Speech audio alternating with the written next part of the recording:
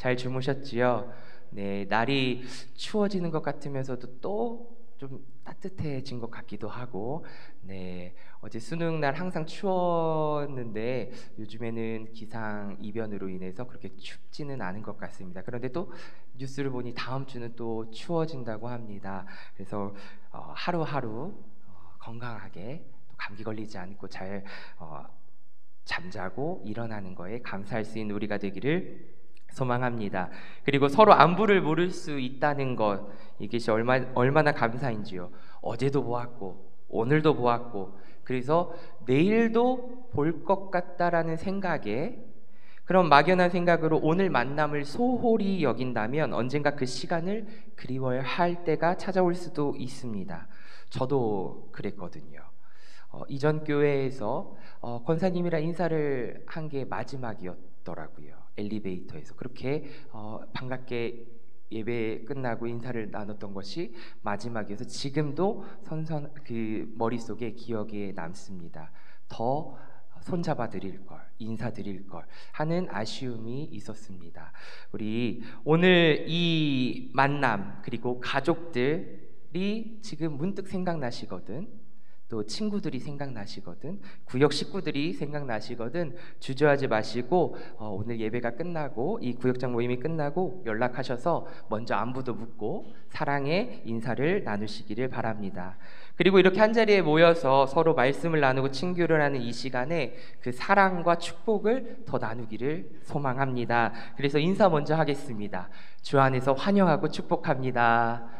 주 안에서 환영하고 축복합니다. 사랑합니다. 축복합니다. 네, 확실히 손도 잡아주시고 뭔가 조금 변화가 더 있는 것 같아요. 좋습니다. 두 번째 인사인데요. 주 안에서 강건하십시오. 주 안에서 강건하십시오. 네, 주 안에서 강건하세요. 네, 세 번째 인사입니다. 오늘도 모든 것이 은혜요 감사입니다. 네. 그리고 한 가지 오늘은 하나 더 추가하려고 하는데요. 한 가지 뭐냐면요. 이따 저녁에도 만납시다.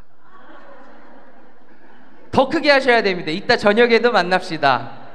이따 저녁에도 만납시다. 네, 약속하셨습니다. 오늘 제 눈도장을 다 찍었는데 저녁에도 다 제가 오늘 앞자리에서 다 오셨는지 확인할 겁니다. 앞자리에 다 오셔서 함께 예배드리기를 소망합니다. 오늘 말씀은 우리를 도우시는 하나님이라는 제목을 가지고 말씀을 나누고자 합니다. 우리가 세상을 살아가면서 도움을 받기도 하고 때로는 도움을 주기도 합니다. 상대적으로 성도님들은 도움을 주시는 편인가요? 도움을 받으시는 편이신가요? 권사님, 받는 편. 네, 주고 받는 편. 이거는 올바른 대답, 받는 편. 근데 저도 이 물음을 준비하면서 도움을 상대적으로 많이 준다고 생각했는데 곰곰이 생각해 보니 허당이거든요. 제가 허당이어서 물건도 잘 놓고 다니고 막 하는데, 그래서 신대원 대학원 생활 때도 카드도 주워다 주시고 막 이렇게 하는 그런 허당이 있는 전데, 저를 많이 도와주고 계시기에 제가 이 자리까지 왔구나, 그리고 열심히 사역을 할 수 있구나 하는 생각을 갖게 되었습니다. 이 또한 감사이지요. 이렇게 우리는 부족한 것을 서로 도우면서 채우면서 살아갑니다. 그것이 아름다운 공동체입니다. 무엇보다 정말 어렵고 내가 힘든 순간에 도움이 절실한 그 상황에 만약에 도움을 받는다면 우리는 그 도움을 잊지 못합니다. 평생 잊지 못하지요. 감사하면서 살지요. 은혜를 갚으려고 합니다. 근데 물론 요즘 드라마나 영화를 보면 그 도움을 받은 사람이 배신을 할 때도 있는 모습을 볼 때도 있지만, 보통 사람들은 그 도움의 손길, 어려울 때 도움을 받았던 것을 잊지 못합니다. 그런데 본질적으로 이러한 크고 작은 도움뿐만이 아니라 우리 삶을 인도하시고 도우시는 분이 계심을 우리는 말씀 가운데, 기도 가운데, 우리의 삶 가운데 깨닫게 되지요. 바로 누구지요? 하나님이십니다. 오늘 말씀을 통해서 그 은혜를 다시금 깨닫는 복된 시간이 되기를 축복합니다. 그래서 배경 이해하기를 함께 읽어보면서 말씀을 시작해 보려고 합니다. 우리 배경 이해하기 한 목소리로 함께 읽도록 하겠습니다. 시편 70편은 다윗이 자신이 처한 심각한 위기를 하나님께 솔직하게 고백하며 신속한 구원을 간구하는 비탄시로 제음악에 사용된 노래입니다. 다윗이 원수들에 의해 고난과 핍박을 받는 상황은 마치 이 불의한 세상 속에 살고 있는 하나님의 백성이 원수와 대적들로부터 고난과 핍박을 받는 상황과 유사합니다. 그러한 상황에서도 믿음을 잃지 않고 끝까지 하나님만을 찾는 자에게 하나님은 구원을 베푸시며 그 구원의 기쁨을 누리게 하십니다. 네. 시편 70편은 다윗이 지은 시편 40편 후반부의 내용과 거의 일치를 합니다. 차이점이 있다면 바로 신명의 사용인데, 즉 하나님의 내용 이름입니다. 70편에서는 여호와를 2회, 엘로힘을 3회 사용하는 반면에 40편에서는 후반부에서는 여호와를 3회, 엘로힘과 아도나이를 각각 1회 사용을 했습니다. 그래서 이 중 어느 시가 먼저 사용했는지는 의견이 분분하지만 대부분 학자는 후대 편집자가 특정한 절기나 예배에 사용하기 위해서 40편을 끄려다가 70편을 만들었다, 적었다라고 발췌해서 독립적으로 기록한 것이 70편이라고 보고 있습니다. 이는 70편의 내용이 다윗 개인의 고백을 넘어서 많은 사람들에게 회자가 됐고 공동체적인 고백으로 이어졌다는 사실에서 증명이 될 수 있는 것이죠. 그런데 중요한 것은 시편 70편은 전형적인 탄원시 형식을 지니면서도 고난 속에 있는 성도들에게 가르침을 주고 있다는 것입니다. 그 가르침은 바로 기도입니다. 우리가 하나님께 기도하는 것은 신앙생활하면서 당연한 것이지요. 우리 성도님들 어제도 기도하시고 오늘 새벽에도 기도하시고 오늘 나오셔서 또 기도하시면서 하루를 시작하시고 준비하시는데, 그러나 고난이라는 특수한 상황이 우리에게 놓여졌을 때 그 고난이 우리를 기도에서 멀어지게 할 수 있다는 것입니다. 왜냐하면 고난이 우리를 무기력하게 만들기 때문이지요. 그렇기 때문에 고난 속에서 기도하는 것을 강조하는 것은 매일 들어도 지나치지 않습니다. 우리가 그 사실을 알고도 막상 고난 앞에 무너질 때가 많이 있기 때문입니다. 하나님 앞에 나아가지 못할 때가 많이 있기 때문입니다. 우리는 연약한 존재입니다. 오늘 본문은 고난 속에서 그래서 어떻게 기도해야 하는지를 보여주고 있습니다. 고난 속에서 우리는 기도 가운데 솔직한 감정을 표현해야 한다라고 말합니다. 본문을 보면 시인은 자신을 괴롭히는 사람들을 어떻게 합니까? 저주하고 있지 않습니까? 이런 모습은 어쩌면 부정적이게 보일 수도 있지요. 하지만 시인의 이런 말에 기도의 방향성을 우리는 잘 봐야 합니다. 사람이 아니라 하나님께 간구하고 있습니다. 즉 우리는 부정적인 감정까지 하나님께 말할 수 있어야 합니다. 사람이 아니라. 우리가 기도에 대해 쉽게 오해하는 것이 있는데요, 기도할 때 우리는 좋은 감정만 하나님께 보여줘야 한다라고 생각하는 것입니다. 하지만 그렇지 않지요. 우리의 감정은 쉽게 변하고 연약한 존재입니다. 항상 좋을 수만은 없습니다. 화가 날 때도 있고 슬플 때도 있고 아플 때도 있습니다. 사랑하는 자녀에게 양육할 때에도 화가 치밀어 오를 때도 있고요. 부부간에서도 마찬가지죠. 자식과 이야기를 하면서도, 친구와 이야기를 하면서도, 구역 식구들과 이야기를 하면서도 좋은 감정만 있을 수는 없습니다. 쉽게 우리의 감정은 변하기도 하고, 그리고 그 감정으로 상처도 받습니다. 슬플 때도 있습니다. 특히 그래서 타인 때문에 고난을 받을 때는 그 감정의 골이 더욱 깊어집니다. 더욱더 안 좋습니다. 상대방을 미워하는 마음도 더 커집니다. 줄어들면 좋은데 볼 때마다 그 감정이 더더더 쌓여서 이게 축적이 돼서 더 힘들고 마음이 아픕니다. 그래서 기도는 대화라고 하기에 이 감정을 하나님께 토로할 수 있어야 합니다. 하나님과 서로 말을 주고받는 것이 기도라 하면 이 과정에서 하나님은 우리의 솔직한 감정을 들으시고 응답하신다면, 그것을 믿는다면 하나님을 원망하는 말일지라도 혹은 다른 사람들을 죽도록 미워하는 그 마음을 하나님께 내어놓을지라도 그런 솔직한 마음을 하나님께서는 들으신다는 거예요. 아멘입니다. 방향성이 어디죠? 하나님께 있어요. 그런데 하나님은 우리의 모든 부정적인 감정을 받으시고 들으시고 품으시는데 우리가 여기서 놓치지 말아야 하는 것이 있다면 좀 전에 말한 이 방향성입니다. 하나님께 향한 원망과 저주가 사람에게 향하면 끝이 나지요. 끝납니다. 부딪히고 그것은 화가 더 커집니다. 하나님께 우리의 억울함과 마음을 토로할 수 있지만 사람에게 향하여 그것이 폭력이 될 수도 있고요, 미움이 될 수도 있고 질투가 될 수도 있고, 그래서 이로 인해서 누군가에게 또 다른 아픔을 준다면 그것은 하나님께서 원하는 삶이 결코 아닙니다. 부정적인 모습이 회복될 수 있도록 기회를 주시고 그 기도를 들으시는 하나님께 향하지 않고 그것이 사람에게 향한다면 그것은 결코 하나님께서 원하시는 방향도 아니고 그 삶이 아니라는 것이지요. 우리는 이 사실을 설교 시간에 기도 가운데 삶 가운데에 그 말씀을 묵상하면서 알지만, 이 이야기를 매일매일 듣지만 머릿속으로는 이해하지만 막상 그 상황이 닥치면, 고난이 닥치면, 어려움이 닥치면 쉽게 기도의 자리에 나오지 못하는 것이 우리의 현실이라는 것이죠. 그러나 사랑하는 성도 여러분, 그러기에 오늘 이 자리에 있는 건 아닙니까? 주님의 말씀 앞에 다시 서는 것 아닙니까? 기도의 자리에 우리가 다시 서는 것 아닙니까? 주님, 이런 연약한 우리에게 다시금 주의 말씀 가운데 서게 하여 주옵소서. 그 말씀으로 위로함을 주옵소서. 회복시켜 주시는 주님을 신뢰하며 나아갑니다. 나의 이 아픔과 억울함을 주님 토로하오니 나의 마음, 나의 상황을 주님 바라봐 주옵소서. 기도할 수 있는 것 아닙니까? 그 삶이 되기를 축복합니다. 세상 사람들은 내 감정을 솔직하게 말하라고 합니다. 그러나 성숙한 그리스도인, 신앙인은 그런 삶을 사는 것이 아니지요.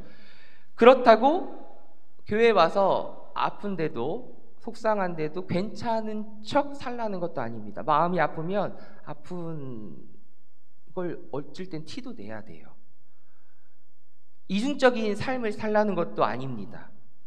다만 나의 부정적인 이 감정을 남에게 보여줌으로써 상황을 악화시키거나 이로 인해서 불편한 감정이 쌓이는 이 어리석은 행동을 하지 말라는 것이에요. 이것이 성숙한 그리스도인의 삶이라는 것입니다. 우리는 신앙생활을 오래 했다고 해서 우리의 성격이 막 갑자기 예수님의 성품처럼 확 변했으면 좋겠는데 그러지 못할 때가 많지요. 성격대로 살아갑니다. 사역도 성격대로 합니다. 그러나 이런 삶 가운데에 우리의 부정적인 감정으로 인해서 누군가 상처를 받는다면 그 사역은 하나님의 기쁨이 되지 못합니다.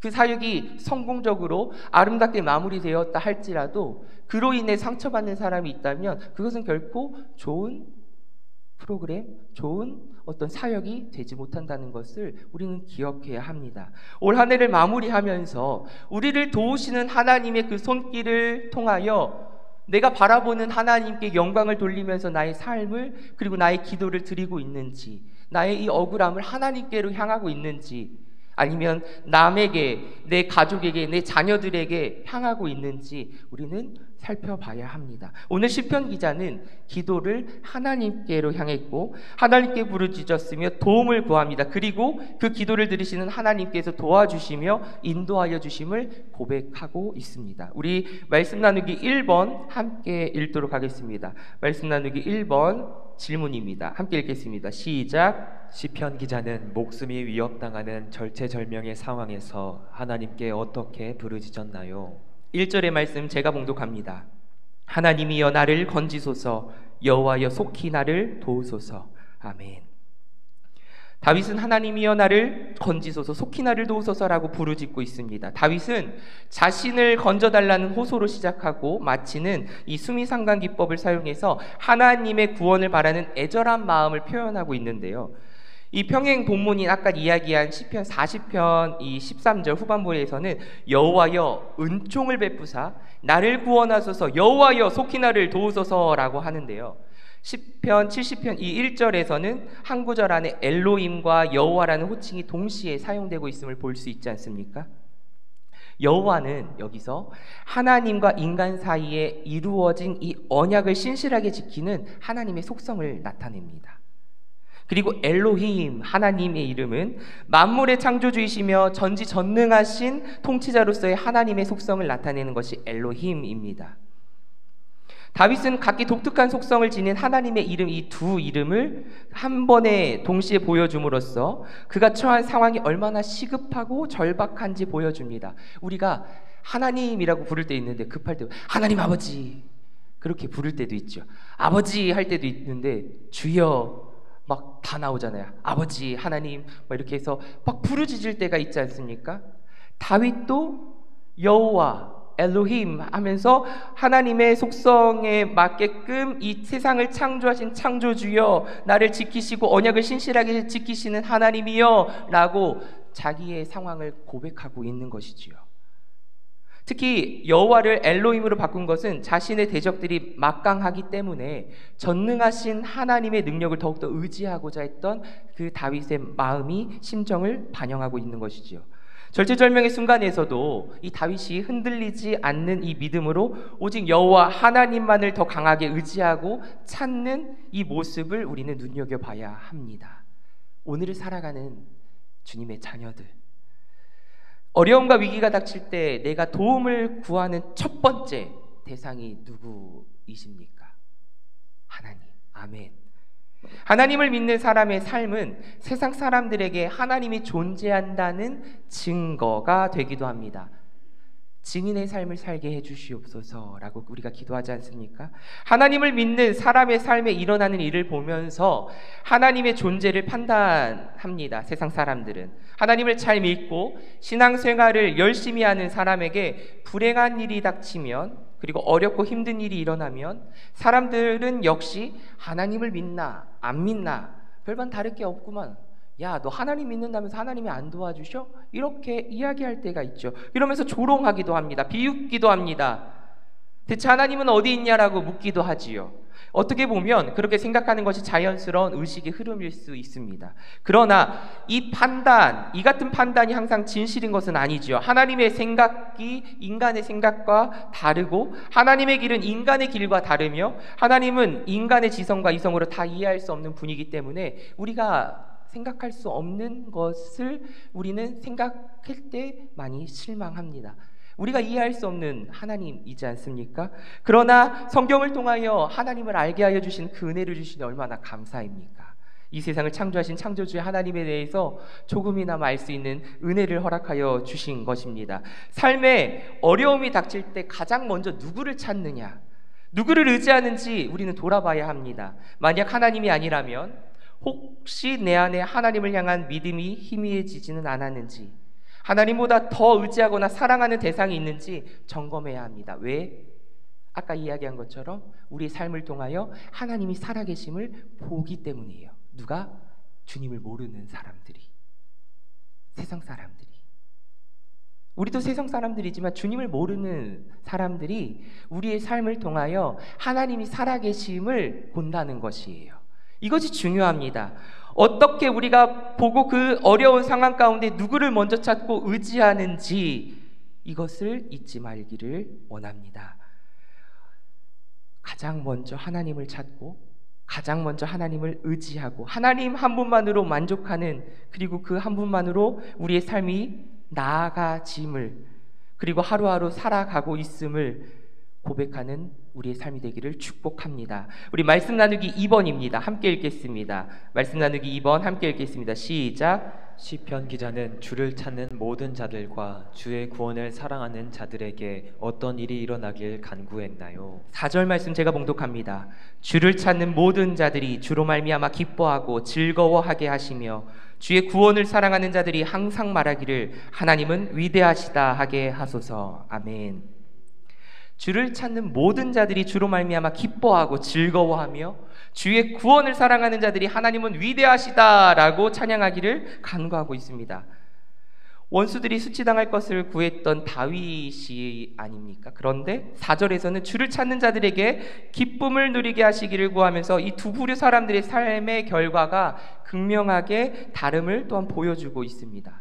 여기서 주를 찾는 으로 번역되는 이 히브리어는 숨겨져 있거나 잘 밝혀지지 않는 것을 집요하게 찾거나 본질적인 것을 추구한다라는 것을 의미하고 있습니다. 즉 주를 찾는 모든 자들은 오직 하나님만을 경외하고 의지하며 간절히 주님만을 찾고 날마다 주님과 동행하는 삶, 동행하는 그 삶을 사는 사람들을 의미합니다. 주를 찾는 자들이 누구라고요? 하나님을 경외하고 의지하고 간절히 주님만을 찾고 날마다 주님과 동행하며 함께 사는 사람들, 그것이 주를 찾는 모든 자들입니다. 이들은 원수들이 의인의 상황을 통해서 느끼는 감정적인 욕구에서 오는 이 즐거움과는 차원이 다릅니다. 하나님의 영원한 기쁨을 누리고 있는 사람들이기 때문입니다. 우리 성도님들도 하나님께서 주시는 기쁨을 누리고 계십니까? 아멘. 힘들 때 눈물이 나지요. 슬픕니다. 화날 때 인상이 찌푸려집니다. 그러나 여기서 말하는 본질적인 기쁨, 우리 안에 본질적인 평안, 감사, 이것을 놓지 말고 살기를 축복합니다. 이로 회복되는 하나님께서 우리를 만지시고 위로하시고 다시금 일으켜주시는 하나님의 그 위로하심을 오늘도 다시금 느끼며 나아가기를 축복합니다. 이것이 주를 찾는 모든 자들에게 주시는 하나님의 은혜입니다. 원수에게서 세력에서 벗어나길 간절히 바라는 사람들이 하나님께 구하고 간절히 갈망하는 이 기도가 오늘 우리 가운데 넘쳐나기를 원합니다. 다윗의 간구에는 하나님의 구속적인 은혜도 포함되어 있어요. 이는 구원이 한 개인의 능력이나 역량이 아닌 오직 하나님으로 인하여 이루어진다는 고백입니다. 즉 하나님께서 우리 가운데 섭리하시고 역사하고 계신다는 고백입니다. 주 앞에 서는 날까지, 그리고 영원히 하나님 나라에서 영원히 하나님을 찬양하고 경배하게 될 것이라는 것이지요. 이 고백이 우리 가운데 있어야 하는 것입니다. 그럴 때 우리의 기도는 멈추지 않습니다. 우리의 기도는 끊이지 않습니다. 어떠한 상황 속에서도 주님을 찬양할 수 있고 기도 가운데 나아갈 수 있습니다. 우리 그런 삶이 되기를 간절히 축복합니다. 우리의 기도도 다윗과 같기를 원합니다. 사사로운 감정에 기도가 흔들려서 그리고 매몰되지 않고 하나님의 영광과 그분의 뜻을 구하는 구체적인 기도를 드릴 수 있어야 합니다. 문제가 없는 인생은 없음을 우리 인생의 선배님들은 잘 알고 계시죠. 인생에 문제가 없는 사람은 단 한 사람도 없습니다. 이것은 주님을 믿는 성도에게도 주님을 믿지 않는 사람에게도 마찬가지입니다. 누구에게나 어려운 상황은 닥칠 수 있습니다. 우리 앞에 언제나 탄탄대로가 펼쳐질 것 같지만 평온한 삶 가운데에서도 때로는 위기가 찾아옵니다. 그러지 않았으면 좋겠지만 우리의 삶은 그러한 삶입니다. 이때 어떤 사람들은 자신에게 도움이 될 만한 다양한 대상을 찾기도 하고 그것을 의지하며 나아갑니다. 그러나 하나님의 자녀는 누구? 하나님. 다른 선택을 해야 됩니다. 하나님, 오직 주님뿐입니다. 우리는 세상 만물을 주관하시는 하나님 안에서 해답을 찾을 수 있어야 됩니다. 고백하실 수 있어야 됩니다. 믿음의 고백을 드릴 수 있어야 합니다. 우리의 기도가 주의 뜻을 구할 수 있어야 합니다. 그러기에 대적을 만나거나 위기를 겪을 때 하나님을 찾고 부르짖으며 나아가기를 원합니다. 우리의 입술에서 찬양과 감사가 끊이지 않는 것은 오늘도 우리를 푸른 풀과 쉴만한 물가로 인도하여 주시는 주님이 우리와 함께 하심을 믿기 때문인 줄 믿습니다. 그 삶을 오늘도 감사함으로 나아가는 오늘 하루, 그리고 11월, 그리고 한 해 마무리를 할 때에도 주님 감사합니다 라고 고백할 수 있기를 간절히 축복합니다. 말씀으로 함께 기도하기에 함께 읽고 찬양하며 마치도록 하겠습니다. 우리 말씀으로 함께 기도하기 함께 읽겠습니다. 시작. 두려운 현실의 문제에 매몰되지 않고 믿음의 눈을 들어 능력의 주님을 바라보게 하소서. 참된 도움을 베풀어 주시는 주님께 기도하고 구원과 승리의 기쁨을 맛보게 하소서. 아멘. 오늘 말씀을 묵상하며 보라 너희는 두려워 말고, 우리 찬양의 가사를 생각하면서 함께 찬양하시겠습니다.